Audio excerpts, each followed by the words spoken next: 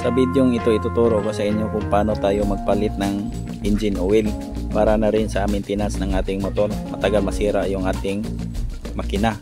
Simple lang ang paraan, kaya sundan nyo ang video na ito hanggang dulo para malaman nyo kung paano natin gawin para iwas na rin gastos. Una natin gawin ay tanggalin yung dipstick. Yan, gamit ang pliers. Ito.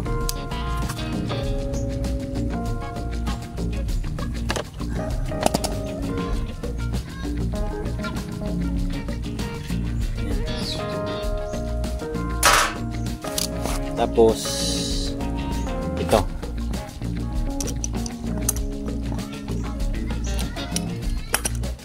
tanggalin natin yung drain plug na sa ilalim gamit ito.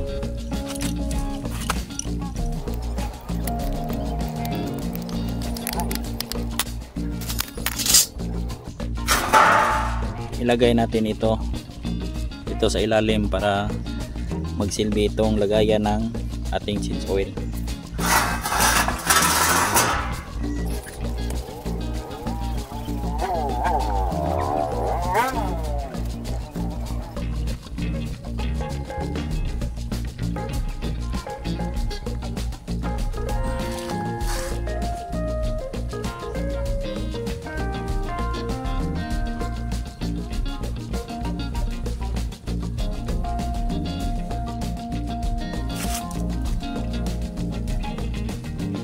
Itong lipstick ay kailangan nating linisin.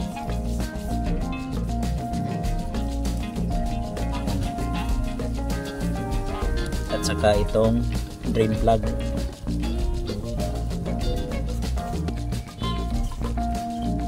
Matapos nating ma-drain yung oil niya, yung acidity niya, ay ibalik natin yung drain plug. So yan, wala na kasing lumalabas, kaya ibalik natin ito.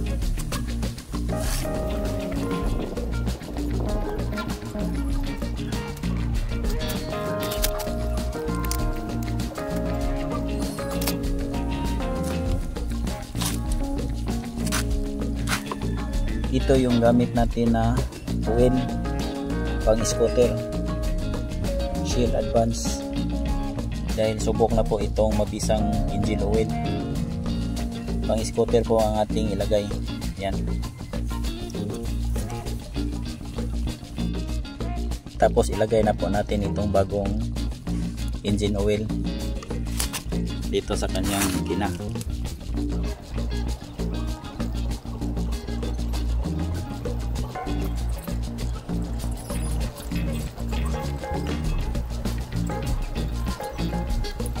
Tapos takpan na natin yung engine natin nitong dipstick.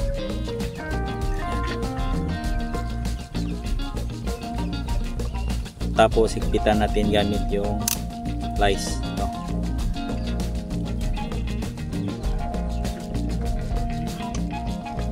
Yan, tapos na. Simple lang po ang paraan sa pag-change oil ng ating motor. Check natin yung andar niya.